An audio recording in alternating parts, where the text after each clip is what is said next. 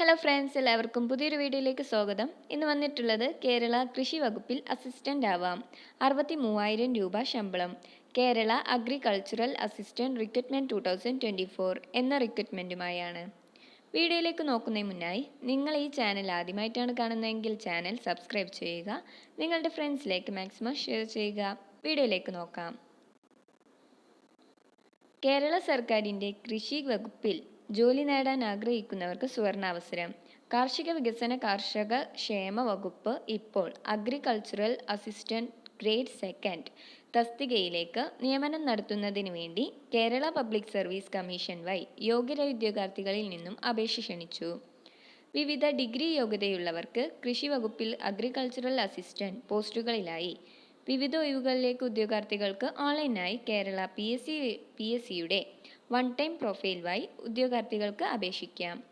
നല്ല ശമ്പളത്തിൽ കേരള സർക്കാരിൻ്റെ കീഴിൽ ജോലി ആഗ്രഹിക്കുന്നവർക്ക് ഈ അവസരം ഉപയോഗപ്പെടുത്താം.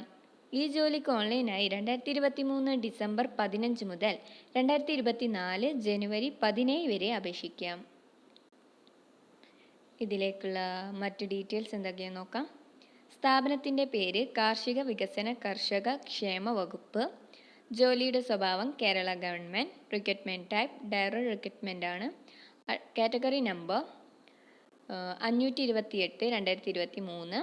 തസ്തികയുടെ പേര് അഗ്രികൾച്ചറൽ അസിസ്റ്റൻറ്റ് ഗ്രേഡ് 2.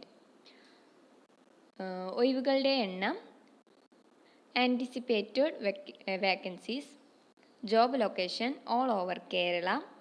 സാലറി പറയുന്നത് 27,900, 63,700.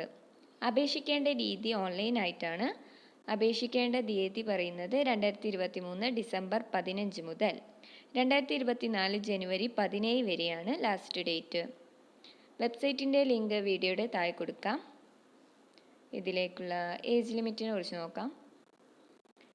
Agricultural assistant grade 2 age limit പറയുന്നത് 18 to 37 ഇയേഴ്സ് ആണ്. ഇതിലേക്കുള്ള qualification diploma in agriculture, diploma in organic agriculture awarded by the Kerala Agricultural University or vocational higher secondary certificate in agriculture.